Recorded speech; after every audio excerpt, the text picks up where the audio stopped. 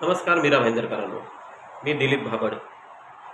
2024च्या निवडणुकीमध्ये ह्या देशाचे सर्वात लोकप्रिय नेते माननीय श्री नरेंद्र मोदी साहेब यांनी 400 पारचा नारा लावला. 400 पार म्हणजे काय? 400 पार म्हणजे लोकसभेच्या निवडणुकीमध्ये 400 पेक्षा अधिक जागा मिळवून BJP केंद्रामध्ये संपूर्ण बहुमताची सत्ता स्थापन करून ह्या देशाला नवी दिशा देण्याचा प्रयत्न करणे हा नरेंद्र मोदी साहेबांचा उद्दिष्ट होते. पण काही कारणास्तव हे उद्दिष्ट त्यांचे पूर्ण झाले नाही. त्यांना 400 पार जागा मिळाल्या नाही. किंबहुना असे म्हणायला हरकत नाही की ते थोडक्यात बचावले. पण त्यांनी सरकार स्थापन करून ह्या देशामधले तिसरे पंतप्रधान होण्याचा बहुमान त्यांनी मिळवला. बरं, अनेक कारणं असतील त्यांना 400 पार जागा न मिळवून देण्याचे, पण सर्वात महत्त्वाचं कारण म्हणजे खोटा प्रचार, नॅरेटिव्ह सेट करणं. या देशामध्ये विविध नॅरेटिव्ह सेट करण्यात आले, जसे फटाफट पैसे वाटणं, संविधान बचाव, जातीयवाद, धार्मिकवाद, असे अनेक प्रांतवाद, अशा अनेक मुद्द्यांना हात घालून खोटा प्रचार करण्यात आला. पण तरी देखील विरोधक नरेंद्र मोदी साहेबांना थांबवू शकले नाही. पण ही सर्व घटना, ह्या सर्व गोष्टी इतर राजकीय लोकांनाही खूप काही शिकवून गेल्या. या देशामध्ये असे अनेक राजकीय नेते आहेत की जे उत्तम प्रकारे आपल्या शहरांमध्ये, आपल्या परिसरात काम करतात.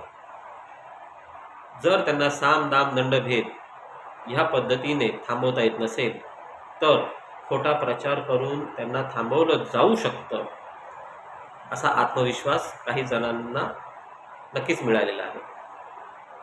महाराष्ट्रामध्ये काही दिवसातच विधानसभेची निवडणूक आहे. त्याचप्रमाणे मीरा भाईंदरच्या आमदार श्रीमती गीता भरत जैन ह्या देखील लढण्यास उत्सुक आहेत आणि लढतीलही. पण ती महिला एवढी मजबूत आहे की तिला थांबवणं विरोधकांना शक्य नाही. मी मगाशी म्हटलं की काही नेत्यांना कशा पद्धतीने थांबवू शकतो याचा आत्मविश्वास काही जणांना आलेला आहे. तसाच आत्मविश्वास बाळगून सध्या मीरा भाईंदर या शहरामध्ये खोटा प्रचार केला जात आहे. खोटा प्रचार म्हणजे काय? ज्या गोष्टी केल्याच नाही त्या गोष्टींबद्दल सोशल मीडियावर टाकणं, छुपा प्रचार करणं, खोट्या बातम्या पेरणं, दुसऱ्या कोणीतरी केलेले गोष्टी, चुकीच्या गोष्टी त्या गीता जैन यांच्या नावावर खपवणं आणि आम्ही किती योग्य आहोत किंवा आम्ही काय कामं केली हे दाखवण्याचा प्रयत्न करणं. पण मला नागरिकांना एक गोष्ट सांगायची आहे. ज्याप्रमाणे खोटा प्रचाराच्या नादी लागून नरेंद्र मोदी साहेबांचा आत्मविश्वास कमी केला,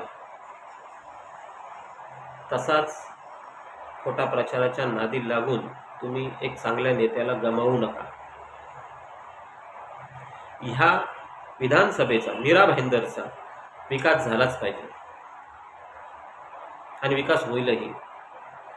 पण एक चांगला नेता मिळवायला खूप वेळ लागतो, खूप संघर्ष करावा लागतो. आणि मला असं वाटत नाही की मीरा भाईंदरची जनता गीता जैन सारख्या नेत्याला गमावण्यासाठी इच्छुक असतील. त्यांनी विविध कामं केलेली आहेत. त्यांनी ह्या मीरा भाईंदरसाठी पाहिजे तेवढा निधी उपलब्ध केलेला आहे. त्यांचा राज्य शासनाशी योग्य संवाद आहे,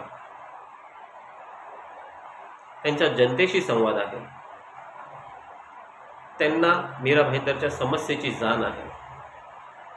पण एका खोटा प्रचारामुळे तुम्ही त्यांना गमावू नका, असे आमच्या सर्वसाधारण लोकांची इच्छा आहे. ह्या निवडणुकीला अजून थोडा वेळ आहे, पण माझं वैयक्तिक असं मत आहे की तुम्ही खोट्या प्रचारापासून दूर राहा. माझं सर्वांना आव्हान आहे की तुम्ही योग्य निर्णय घ्या आणि योग्य नेत्याला सहकार्य करा. धन्यवाद.